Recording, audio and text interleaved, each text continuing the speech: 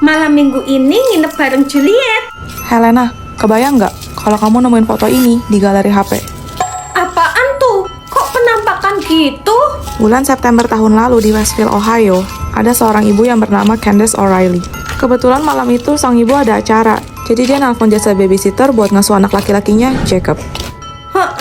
Di tengah acara, ibunya dapat chat dari Jacob yang ngadu kalau babysitternya bertingkah aneh. Aneh gimana? Dia benar-benar nempelin dan ngikutin semua gerak-gerik Jacob sambil bilang, udah waktunya, udah waktunya, udah waktunya, berulang-ulang terus-menerus tanpa henti. Ih, kok serem sih? Terus ibunya? Ibunya tahu si Jacob ini suka iseng, jadi ya nggak terlalu ditanggepin. Dia pikir, paling cuma lagi prank doang. Tapi begitu ibunya pulang ke rumah, Kok feelingku nggak enak ya? pintu rumahnya terbuka lebar, seluruh isi rumah porak-poranda berantakan, kayak ada yang habis maling gitu. Jacobnya? Hilang. Waduh. Setelah polisi melakukan pencarian selama 2 minggu, akhirnya HP Jacob ditemukan di sela sofa. Lalu di dalamnya terdapat foto ini. Astaga. Dan yang paling mengerikan adalah Jacob masih tidak diketahui keberadaannya sampai sekarang. Ya, akhirnya malam minggu ini bisa sama pacar. Denger nggak? Apaan? Kayak suara anak ayam. Kalian tahu nggak, mitosnya itu adalah penanda adanya kehadiran makhluk halus di sekitar kita. Ih, Beb, takut. Tenang, Beb. Ada aku. Konon katanya, kalau suaranya kencang, artinya dia masih jauh. Tapi kalau suaranya pelan, dia lagi berada tepat di sebelah lo. Anjir, diem lah Musnau. Nggak lucu tahu. Jadi merinding kan gua. Terus kalau tiba-tiba cium bau minyak wangi tanpa sumber yang jelas dan aromanya nggak wajar, Itu pertanda kedatangan pocong. Tapi gue juga pernah dengar kalau ada bau singkong bakar, tandanya ada genderuwo. Aku inget nenek aku dulu cerita, kalau ada bunyi dentuman batu jatuh di atas atap, itu artinya ada yang ngirimi ilmu hitam, semacam santet gitu. Seru nih, apalagi? oh iya, suara orang nyapu malam-malam. Pokoknya, jangan pernah lo iseng buka pintu buat ngecek. Kenapa emangnya? Katanya, itu suara rambut panjang kuntilanak yang terseret di lantai. Ya nggak mungkin lah, kan?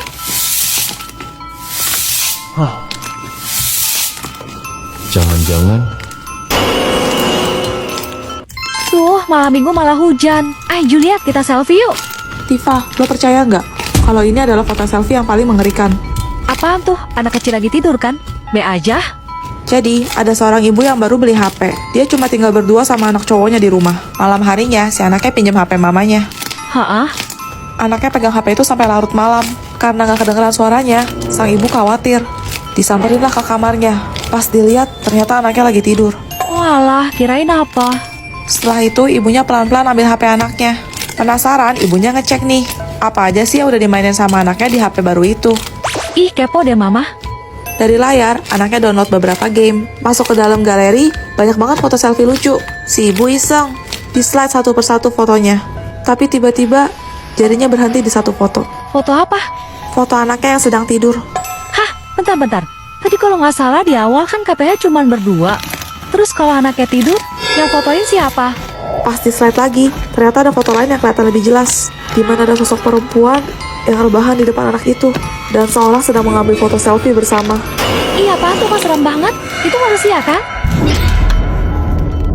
Juliet, ntar malam ada pesta, lo mau ikut gak? Pernah dengar cerita Naura Altakaka gak? Enggak. Jadi, Naura Altakaka adalah seorang penyanyi asal Kuwait yang terkenal pada masanya. Dia punya band yang biasanya ngisi acara pesta kayak hajatan atau nikahan. Suatu hari ada ibu-ibu nelpon ngundang Naura sama bandnya buat tampil di acara nikahan anaknya. Ditanya dong jam berapa, dijawab sama si ibu, jam 10 malam. Buset, malam amat. Awalnya si Naura juga ragu, tapi ibunya bilang, berapapun bayarannya akan kami sanggupi. Wah, lo punya duit, lo punya kuasa. Di hari H, berangkatlah Naura sama timnya. Pas nyampe lokasi, mereka bingung. Kok muka para tamu undangannya pada pucet-pucet semua? Loh, kalau kondangan kan biasanya dandan menor. Yang anehnya lagi, mempelai prianya pakai baju yang kuno banget. Sedangkan pengantin wanitanya malah pakai serba hitam gitu. Waduh. Tapi ya udahlah, Naura dan bandnya naik ke atas panggung. Baru aja Naura mulai nyanyi, semua orang di tempat itu menari serempak. Buset. Waktu itu jam 12, di mana seharusnya jadwal show Naura sudah selesai. Tapi semua orang di tempat itu seperti tidak bisa berhenti menari. Kok nggak capek? Pas mau pamit sama yang punya hajatan, malah nggak dikasih. Justru Naura disuruh lanjutin dengan bayaran 2 kali lipat. Sultan memang beda. Karena ngerasa nanggung, ya udah mereka gas aja lagi. Tapi baru berapa menit Naura nyanyi, tiba-tiba listriknya mati. Dan salah satu personil band Naura yang namanya Siam itu ngeliat kalau kaki para tamu undangan yang hadir di sana itu kayak kaki kambing. Gak pakai mikir, Naura sama bandnya kabur secepat-cepatnya. Ditinggalin peralatan mereka gitu aja. Pas udah keluar dari area itu, Naura nengok ke belakang. Dan ternyata, rumah yang terlihat megah itu hanyalah rumah kosong yang udah tua dan lapuk. Terus tadi yang mereka hibur siapa? Malam minggu gini cowok-cowok malah ninggalin kita camping. Oh ya Juliet, kita nyusul mereka yuk. Naik bus aja, pasti seru. Kamu tahu nggak cerita tentang bis 375? Oh enggak. Pada tahun 1947 di Cina, ada sebuah bis dengan rute Panmiken Xiangshan. Ini adalah bis terakhir yang beroperasi malam hari itu. Hah? Seperti bis pada umumnya, isinya supir sama kondektur. Pas nyampe di halte, ada yang naik nih, seorang pemuda sama nenek-nenek. Berdua ya? Iya, mereka duduk di baris depan. Singkat cerita, bisnya jalan lagi dan berhenti di halte berikutnya, di mana ada 3 lelaki tua berpakaian kuno yang sedang melambaikan tangan mereka. Udah jam berapa itu? 3 pagi. What? Belum lama bisnya gerak, tiba-tiba si nenek mukul kencang pemuda yang naik bareng dia tadi, terus nuduh kalau dia itu copet. Loh, Kelar berantem debat, akhirnya si nenek minta stop di kantor polisi. Pas turun, si pemuda tetap kekeh kalau dia nggak salah. Tapi si nenek bilang dia tuh tahu dan emang sengaja ngelakuin semua ini. kok? Tadi saat di dalam bis, nenek memungut barangnya yang terjatuh. Lalu ia melihat dari bawah kolong kalau 3 lelaki yang naik barusan tidak memiliki kaki alias melayang. Keesokan paginya, bis 375 diberitakan jatuh di bendungan Mien. Mereka mengevakuasi 3 jasad yang sudah membusuk, yakni supir, kondektur, dan seorang lelaki yang tidak dapat diidentifikasi. Apa? Yang anehnya lagi, isi tangki bis itu bukanlah bensin, melainkan darah. Lalu ketika polisi mencari pemuda dan sang nenek untuk dimintai keterangan, mereka berdua ditemukan sudah dalam keadaan tak waras. Maksudnya gangguan jiwa gitu? Jadi, masih berani naik bis malam-malam. Juliet, masa katanya ada pesawat yang hilang selama 37 tahun sih? Emang benar? Pesawat Pan AM 914 terbang pada tanggal 2 Juni 1955, membawa 6 awak pesawat dan 57 orang penumpang dari New York ke Miami, Florida. Tapi baru 3 jam lepas landas, pesawat ini hilang dari radar. Hah? Jatuh gitu? Atau mungkin mesinnya error kali? Tim investigasi mulai dikerahkan untuk menyelidiki dan mencari di mana keberadaan pesawat tersebut. Tapi hasilnya nihil. Nggak ada sisa-sisa puing pesawat.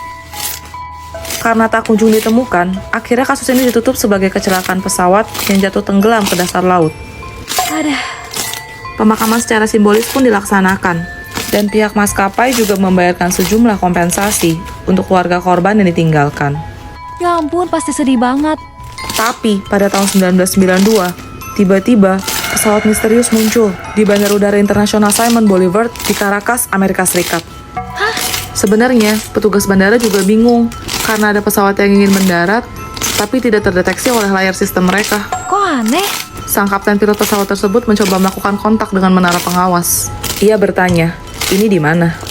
Juan, sang petugas bandara, menjawab, "Kalian berada di Bandara Udara Caracas." Iya.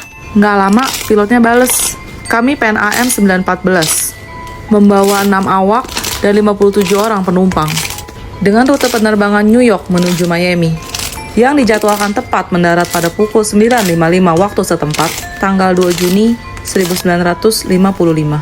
Apa? Seketika, semua petugas bandara yang mendengar dari menara pengawas kaget karena sadar kalau itu adalah pesawat yang pernah hilang 37 tahun yang lalu. Waduh. Setelah pesawat mendarat dengan selamat, petugas bandara bertanya kepada sang pilot, "Apakah Anda tahu kalau sekarang itu tanggal 21 Mei tahun 1992. Terus? Sesaat setelah mendengar itu, pilot pun terdiam, lalu menyalakan kembali mesin pesawat dan langsung terbang lepas landas menuju udara. Elah, kemana lagi dah? Pesawat jet diluncurkan dari Caracas guna mengikuti jejak pesawat tersebut. Dan beberapa jam kemudian, pesawat itu mendarat sampai di Bandara Udara Miami. Serius? Ajaibnya, para penumpang turun satu persatu dari pesawat dengan penampilan, bentuk, dan rupa yang sama persis saat mereka hilang dulu. Hah? Mereka nggak menua gitu? 37 tahun loh. Jangan-jangan ini ada hubungannya sama portal waktu. Juliet, lo tau cerita tentang kamar merah gak? Ada anak SMA yang pindah dari desa ke kota, dan karena uangnya nggak banyak, dia sengaja cari kos-kosan murah yang deket sama sekolahnya. Setelah muter-muter seharian, akhirnya dia nemu yang cocok harganya, dan dia mutusin buat bayar deposit 3 bulan. Oke. Di hari pertama dia pindah, saat dia beres-beres, di dinding kamarnya, dia ngeliat ada sebuah lubang sebesar jari telunjuk. Waduh, Dia ngintip melalui celah lubang, dan dia ngeliat kok kamar sebelah warnanya merah semua gitu. Tapi dia pikir, oh mungkin tetangganya juga udah sadar dan nutupin bolongannya pakai sesuatu. bisa jadi sih. Tapi tiap hari, dia selalu ngerasa kayak ada yang merhatiin dia. Hah, kok bisa? Dia tinggal sendirian kan? Karena penasaran, dia bolak-balik ngintip lubang itu. Tapi nggak ada apa-apa, hanya warna merah yang kayak darah segar. Terus? Akhirnya karena udah nggak tahan lagi, dia nyamperin kamar ibu kos buat nanyain soal tetangga sebelahnya itu. Katanya penghuninya itu cewek yang menderita penyakit aneh sampai warna bola matanya merah semua. Jadi selama ini